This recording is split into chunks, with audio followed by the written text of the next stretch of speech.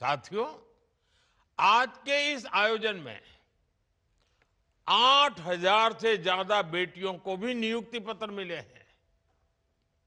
बीते 11 वर्षों में देश की वर्कफोर्स में विमेन पार्टिसिपेशन में करीब करीब 2 गुनी बढ़ोतरी हुई है।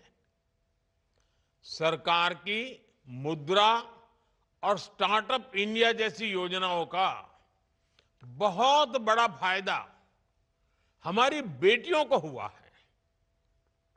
महिला स्वरोजगार की दर में करीब 15% की बढ़ोतरी हुई है। अगर मैं स्टार्टअप्स और एमएसएमईज की बात करूं तो आज बहुत बड़ी संख्या में विमेन डायरेक्टर, विमेन फाउंडर्स है। हमारा जो कोऑपरेटिव सेक्टर है, जो हमारे सेल्फ हेल्प ग्रुप्स गांवों में काम कर रहे हैं, उनमें बहुत बड़ी संख्या में महिलाएं नेतृत्व कर रही है। साथियों, आज देश रिफॉर्म एक्सप्रेस पर चल पड़ा है। इसका उद्देश्य देश में जीवन और कारोबार दोनों को आसान बनाने का है। जीएसटी में नेक्स्ट जनरेशन रिफॉर्म्स का सभी को फायदा हुआ है। इससे हमारे युवा एंटरप्रेन्योर्स को लाभ हो रहा है, हमारे एमएसएमईज को फायदा हो रहा है। हाल में देश ने ऐतिहासिक लेबर रिफॉर्म्स लागू किए हैं। इससे श्रमिकों, कर्मचारियों और बिजनेस सबको फायदा होगा। नए लेबर कोड्स ने श्रमिकों के लिए, कर्मचारियों के लिए सामाजिक सुरक्षा का दायरा और सशक्त किया है। साथियों, आज जब रिफॉर्म एक्सप्रेस की चर्चा हर तरफ हो रही है, तो मैं आपको भी इसी विषय में एक काम सौंपना चाहता हूं। आप याद कीजिए, बीते 5-7 साल में कब कब आपका सरकार से किसी न किसी रूप में संपर्क हुआ है। कहीं किसी सरकारी दफ्तर में काम पड़ा हो, किसी और माध्यम से संवाद हुआ हो और आपको इसमें परेशानी हुई हो, कुछ कमी महसूस हुई हो, आपको कुछ न कुछ खटका हो। जरा ऐसी बातों को याद करिए।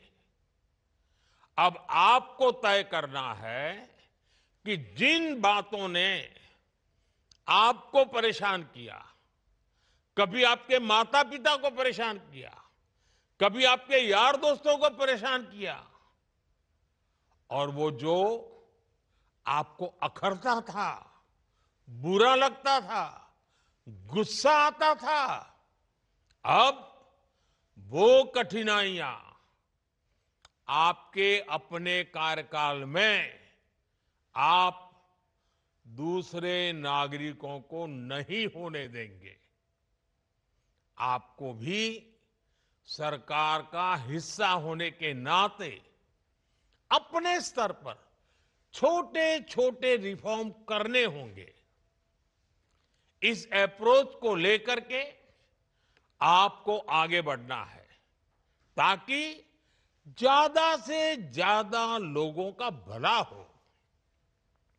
Ease of living, ease of doing business, इसको ताकत देने का काम जितना नीति से होता है, उससे ज्यादा स्थानीय स्तर पर काम करने वाले सरकारी कर्मचारी की नीयत से होता है।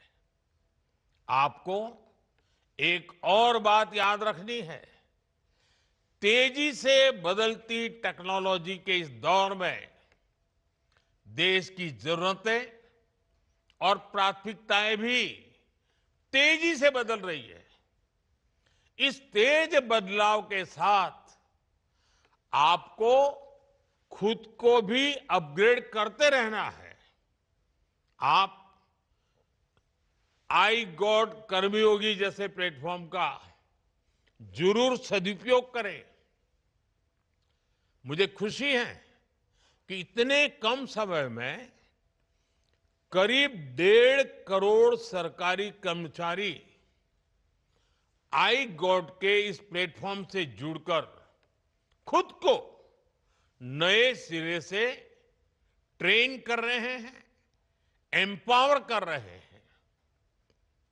साथियों, चाहे प्रधानमंत्री हो या सरकार का छोटा सा सेवक, हम सब सेवक हैं और हम सबका एक मंत्र समान है। उसमें न कोई ऊपर है न कोई दाएं बाएं है। और हम सबके लिए, मेरे लिए भी और आपके लिए भी, वो मंत्र कौन सा है? नागरिक देवो भव।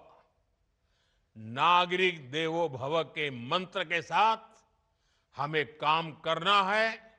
आप भी करते रहिए।